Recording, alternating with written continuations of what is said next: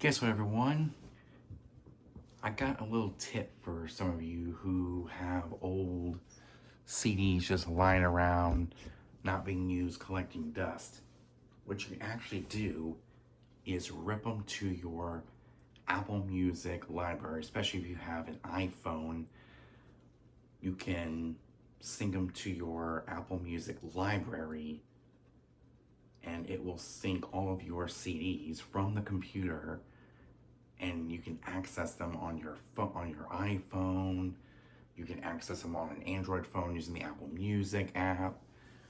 You can pretty much access them on anything that has Apple Music attached because it's all synced up to the cloud. And you can listen to it in your Polaris RZR or any other side-by-side that has an infotainment screen. You can either pair it up to Bluetooth or play it through a USB cord and access all your music right there on the touchscreen. Especially with modern cars and modern off-roading vehicles not having a CD player anymore, you can actually play them in your side-by-side or your car or on a Bluetooth speaker or anywhere around the house and listen to them and not have to worry about collecting a whole, getting a whole stack full of CDs and carrying them around the house or in your car, which is great. And it's just a game changer. And ever since I put all of my CDs, which were already converted into an AIFF file, into my DJ library, because I am a DJ and I need them for my events, I can then have that file copied over to Apple Music and play those like I normally would, like an old school iPod. When they had iTunes Match, you had all your music loaded up, ready to go. You can actually download whatever you want to download, and everything was a piece of cake. Because in the early days of iTunes Match, it will match up your CDs, kind of like their early streaming era.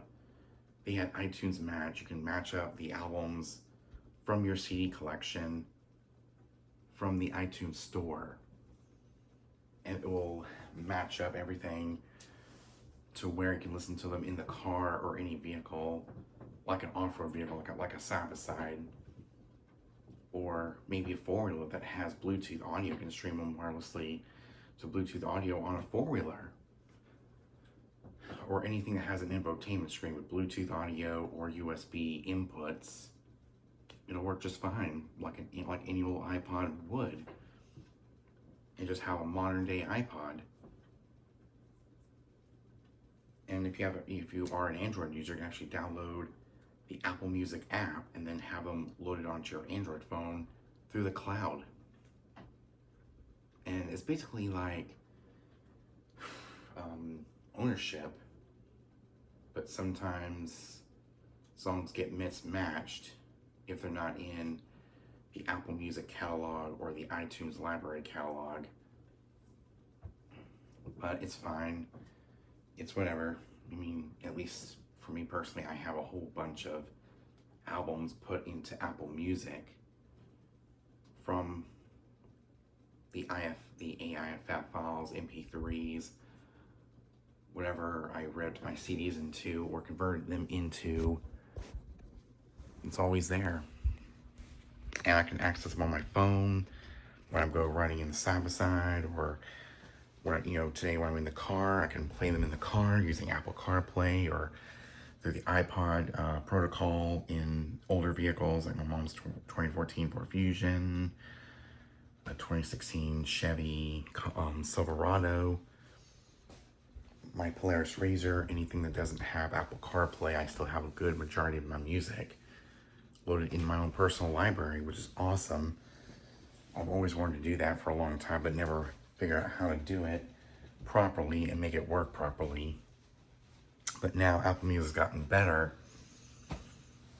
Makes it so much easier to add my own music that I own on CD into the Apple Music library.